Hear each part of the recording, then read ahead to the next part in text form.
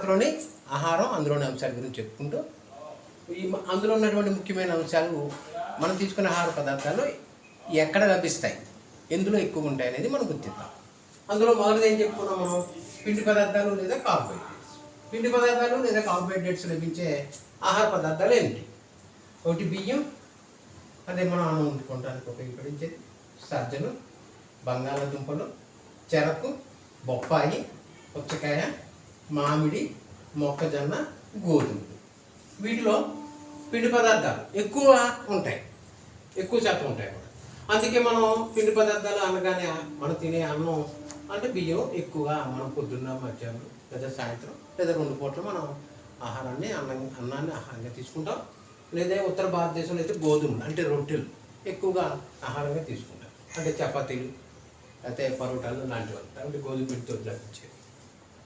2, మనం తీసుకున్న ఆహార పదార్థాలు మరొక అతి ముఖ్యమైన భాగం అదేంటంటే పిండి పదార్థాలే కాదు మన శరీరానికి శక్తిని ఇచ్చేవి. పిండి పదార్థాలతో పాటు కొవ్వులు కూడా, అంటే నిల్వ పోషకాలు అనుకున్నాం కదా, ఈ నిల్వ పోషకాలైన కొవ్వులు, పిండి పదార్థాలు 2 కూడా మన శరీరానికి కావాల్సిన శక్తిని అందిస్తాయి.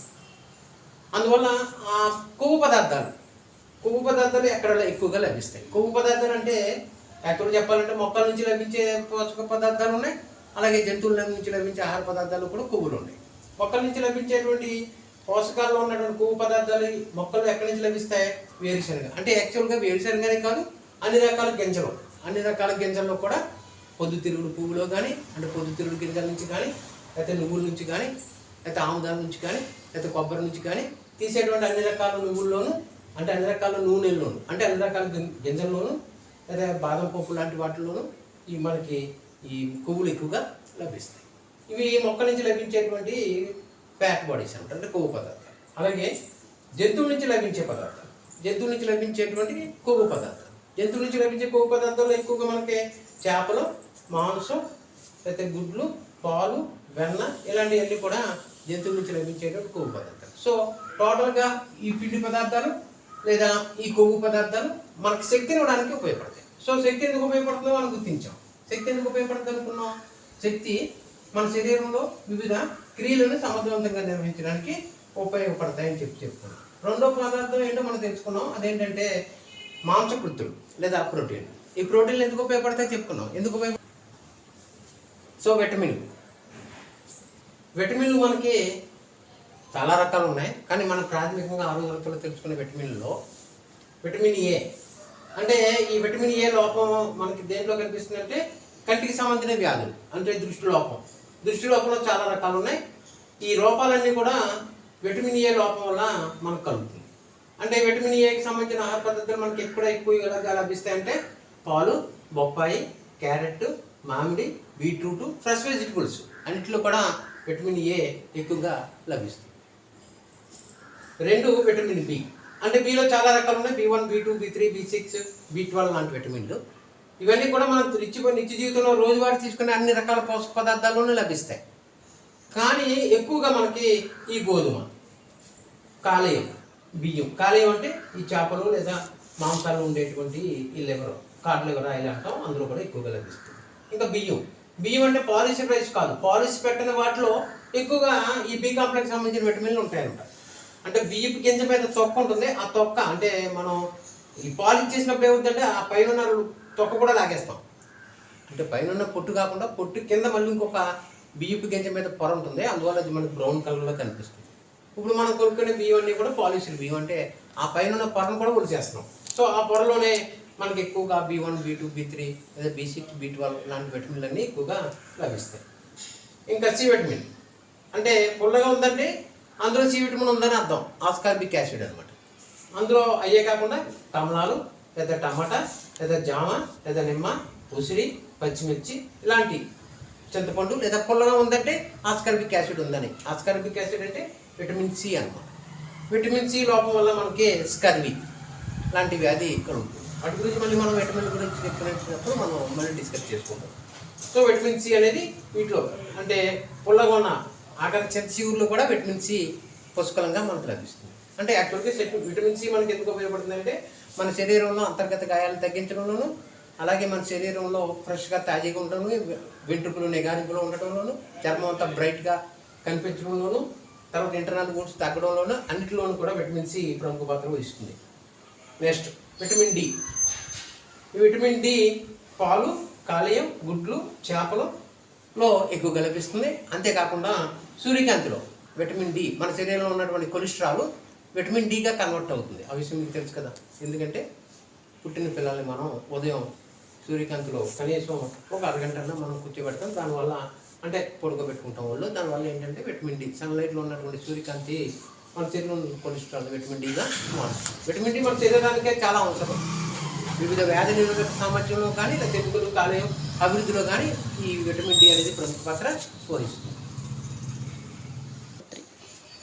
ఓకే, ఖనిజ లవణాలు. ఖనిజ లవణాలు మనకి ముఖ్యంగా అయోడిన్, భాస్వరం, ఐరన్ అంటే ఇనుము, కాల్షియం. ఇవి మనకి నిత్య జీవితంలో మనం తీసుకునే ఆహార పదార్థాలు అన్నింటిలోనూ కూడా పుష్కలంగా లభిస్తాయి. ఫర్ ఎగ్జాంపుల్ అయోడిన్ ఉందనుకో, మనం ఎక్కువగా ఉప్పు తీసుకుంటాం. ఉప్పు మనం తీసుకునే ఆహార పదార్థాలు అన్నింటిలో ఉప్పు ఉంటుంది. ఈ ఉప్పు అంటే యాక్చువల్ చెప్పాలంటే ఈ మధ్యకాలంలో మీరు దీన్ని గుర్తించి ఉంటారు. అయోడైజ్డ్ సాల్ట్, అన్నపూర్ణ కానీ ఆశీర్వాదం కానీ మన ప్యాకెట్లు కొనుక్కుంటున్నాం కదా, ఈ ఉప్పు ప్యాకెట్లో అయోడిన్ ఉంటుంది. అయోడిన్ అవసరం. అయోడిన్ లేకపోయినట్టయితే థైరాయిడ్ గ్లాండ్, మన నెక్ రీజియన్లో ఉండేటువంటి థైరాయిడ్ గ్లాండ్ అభివృద్ధి చెందదు. థైరాయిడ్ గ్లాండ్ అభివృద్ధి చెందకపోతే థైరాక్సిన్ అనేటువంటి హార్మోన్ ఉత్పత్తి కాదు. సో థైరాక్సిన్ అనే హార్మోన్ మన శరీరానికి ఎందుకు అవసరం అంటే పెరుగుదల అభివృద్ధిలో థైరాక్సిన్ అనేది చాలా ప్రముఖ పాత్ర వస్తుంది. చిన్నపిల్లల్లో థైరాక్సిన్ సక్రమంగా ఉత్పత్తి అయినట్లయితేనే వాళ్ళలో శారీరక మానసిక వికాసం ఉంటుంది. అందువల్ల పిల్లల్లో థైరాక్సిన్ అనేటువంటి హార్మోన్ ఉత్పత్తి అవ్వాలంటే మనం తీసుకునే ఆహార పదార్థంలో అయోడిన్ ఉండాలి. ఈ అయోడిన్ మనం ఉప్పు రూపంలో అంటే ఉప్పుతో పాటు కలిపి తీసుకుంటున్నాం. అందుకే ఈ సాల్ట్ ప్యాకెట్లో కంపల్సరీ అయోడిన్ ఉన్నటువంటి ఫుడ్ జాగ్రత్తగా మనం గమనించి తీసుకోవాలి. అంటే డైలీ మనకి తెల్ల ఉప్పు అంటూ వచ్చే వాళ్ళలో ఆ ఉప్పులో మనకి అయోడిన్ ఉండదు. అందువల్ల అలాంటిది మనం వాడకూడదు. అంటే ఏదైనా పచ్చళ్ళు పట్టుకున్నప్పుడు అలాంటప్పుడు తప్పించి ఉన్నప్పుడు అలాంటి ఉప్పును మనం ఆహార పదార్థాలు ఉపయోగించుకోవడం. సో ఈ అయోడిన్ సాల్ట్ తీసుకున్నట్టయితే అందులో ఉన్నటువంటి ఐడిన్ మన నెక్ రీజియన్లో ఉన్నటువంటి థైరాయిడ్ గ్లాండ్ అభివృద్ధి చెందడానికి, తద్వారా థైరాక్సిన్ అనేటువంటి హార్మోన్ ఉత్పత్తి అవ్వడానికి, తద్వారా పిల్లల్లో పెరుగుదల అభివృద్ధి అంటే మానసిక శారీరక వికాసంలో పాత్ర వహిస్తుంది అన్నమాట. అంతేకాకుండా ఈ అయోడిన్ ఇంకా చేపలు, అల్లం, ఫ్రెష్ వెజిటబుల్స్లో అయోడిన్ ఎక్కువగా లభిస్తుంది. సో ఈ అయోడిన్ లోపం వల్ల థైరాయిడ్ అంటే యాక్చువల్గా చెప్పాలంటే గాయిటర్ అనేటువంటి వ్యాధి కలుగుతుంది. అంత డెప్త్కి మనం విటమిన్ గురించి చెప్పుకున్నప్పుడు అంటే హార్మోన్ గురించి చెప్పుకున్నప్పుడు దాని గురించి డిస్కస్ చేసుకుందాం. సో అయోడిన్ అనే కాన్సెప్ట్ ఇది. అంటే ఖనిజ లవణాలు ఒక ముఖ్యమైన లవణం ఇది అయోడిన్. రెండోది భాస్వరం. పాలు, అరటిపళ్ళు లాంటి ఆహార పదార్థాలు ఎక్కువగా లభిస్తుంది భాస్వరం. అంటే ఎముకలు బలంగా దృఢంగా ఎదగడానికి మరియు కండరాల అభివృద్ధిలో ఈ భాస్వరం అనేది పాత్ర వహిస్తుంది. Next iron. ఐరన్ అనేది హిమోగ్లోబిన్ ఉండేటువంటి అతి ముఖ్యమైన పదార్థం, రక్తంలో ఉండేది. ఇది రక్త సరఫరాతో పాటు వివిధ రకాల పదార్థాలను రవాణా చేయడంలో సహకరిస్తుంది. ఈ ఐరన్ అనేది యాపిల్ లేదా చేపలు వాటిలో ఉండేటువంటి లివర్ కాట్ ఆయిల్ లేదా ఫ్రెష్ వెజిటబుల్స్లో ఈ ఐరన్ అనేది ఎక్కువగా మనకి లభిస్తుంది. బెల్లం, తాజా బెల్లంలో కూడా మనకి ఐరన్ అనేది ఎక్కువగా లభిస్తుంది. కాల్షియం ఎముకల బలానికి, కండరాల అభివృద్ధికి మనకి పాలు, గుడ్లలో ఈ కాల్షియం లభిస్తుంది. సో మనకి రోజువారీ తీసుకునే ఆహార పదార్థాలు ఇప్పుడు మనం చెప్పుకున్నటువంటి స్థూల పోషకాలు కానీ సూక్ష్మ పోషకాలు కానీ తగినన్ని కావాలి.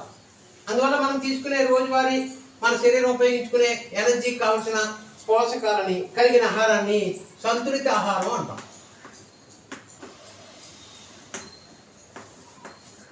So balanced diet means day to day life what we can eat, that food components having with the sufficient nutrients. So that type of food is known as balanced diet. అంటే మనం తీసుకునే రోజువారీ తీసుకునే ఆహార పదార్థంలో శారీర అభివృద్ధిలో లేదా శక్తిని ఉత్పత్తి చేయడంలో కావలసిన పోషకాలన్నీ ఉన్నటువంటి ఆహారాన్ని సంతులిత ఆహారం లేదా బ్యాలెన్స్డ్ డైట్ అని చెప్పి అంటాం. అందువల్ల ఈ సంతులిత ఆహారం తీసుకోవాలి. సంతులిత ఆహారం చిన్నపిల్లలకి సంతులిత ఆహారం ఏంటనమాట, చిన్నపిల్లలకి పాలు చిన్నపిల్లలకి బ్యాలెన్స్డ్ డైట్ అనమాట.